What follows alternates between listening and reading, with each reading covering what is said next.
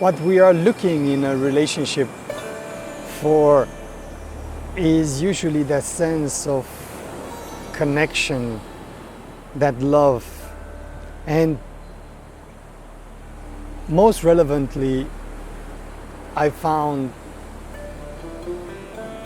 there's that need for being accepted as we are. It is a need which is a deep calling in our heart to love ourselves, to accept ourselves as we are. So we are looking for another being to see us, to witness us. And there is a profound spiritual truth here, because this is the ultimate vision of the sages, that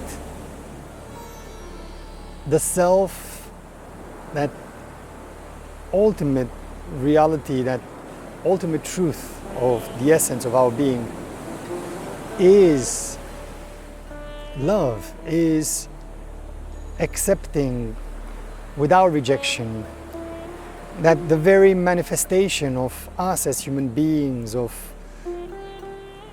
ocean and sky and clouds and sand and mountains, is an expression of love, is an expression of love, and is expressed and accepted without judgment. And we secretly long for the spiritual union with another human being. And that longing, for some people, it's a longing to just want to love. I want to be able to love someone, to be safe and vulnerable enough to fully express my love. And also, I want to be accepted as I am.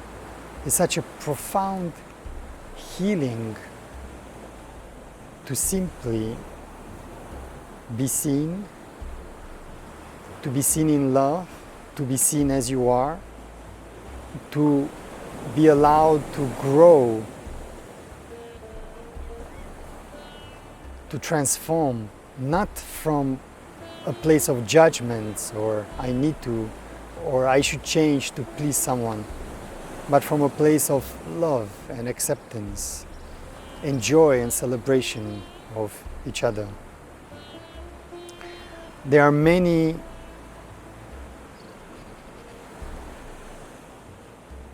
aspects about love that need and should be cultivated.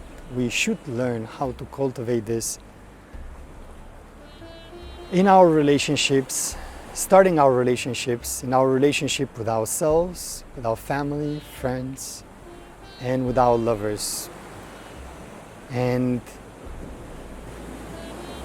there is an invitation to awaken to this love, to flower to the recognition of this love which is always here, needs to be recognized, and for the mind to blossom, to flower into this recognition of that which we already are.